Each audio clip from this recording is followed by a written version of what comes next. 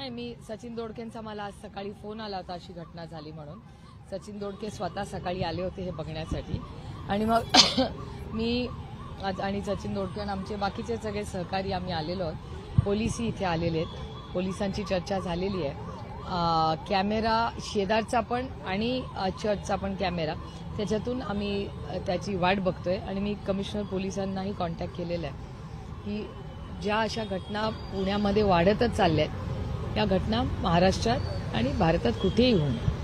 EVM विरोधात आपण जी भूमिका घेतलेली आहे त्याच्यामध्ये मध्यंतरी योगेंद्र पवार यांचा पण अर्ज आहे तो मागे घेतला अशा पद्धतीची माहिती समोर आली होती. नेमकं काय आहे म्हणजे राष्ट्रवादी काँग्रेस पक्ष ईव्हीएमच्या विरोधात खरंच आक्रमक होणार आहे?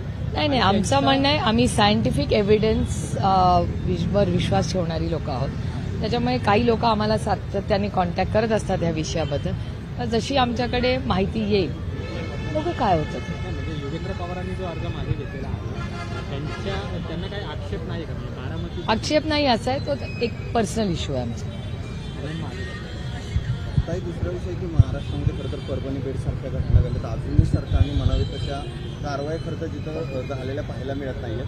गृहमंत्री अजूनही कुठली ठोस भूमिका? मला वाटतं आज सकाळी आमचे स्थानिक तिथले खासदार बजरंग अप्पा सोनावणे एक सविस्तर आज प्रेस घेतलेली आहे. त्यामुळे त्यांच्या प्रेस मध्ये तुमच्या सगळ्या चॅनलनी ती प्रेस लाईव्ह दाखवलेली आहे. त्याच्यामुळे ग्राउंडवर बजरंग अप्पा आहेत तिथे, ते लीड करतायत तिथे. कारण का बजरंग अप्पांच्या तुमच्या टीव्हीवर आलेल्या प्रेसमध्ये असं सांगितलं की लोक अजून तिथे असं भीतीचं वातावरण आहे असं बजरंग अप्पा आणि प्रेसचा जो तिथला तुमचा स्थानिक रिपोर्टर होता तुमच्या स्थानिक रिपोर्टरच्याही बोलण्यामधून तसं आलं. त्यामुळे बजरंग अप्पा तिथे फॉलोअप घेतात सगळ्याचा आणि आम्ही त्यांच्याचकडून सगळी आणि प्रेसमधून तुमच्यासारख्या रिपोर्टर्सकडून आम्ही माहिती घेतो. माहितीचं सरकार आलं, खातेवाटप झालं, पण पालकमंत्री आहे त्याचं अजूनही वाटप झालेलं नाहीये. पुणे जिल्ह्यात नेमकी काय परिस्थिती आहे? कारण की कालवा समितीची बैठक अजूनही झालेली नाहीये. पाण्याचा सुद्धा प्रश्न आहे. खासदार म्हणून तुम्हाला काय जाणवतंय मतदार? नाही, आम्हाला जे प्रश्न येतात त्याची पत्र आम्ही किंवा ट्विट्स हे डायरेक्टली आम्ही मुख्यमंत्र्यांनाच लिहितो आता.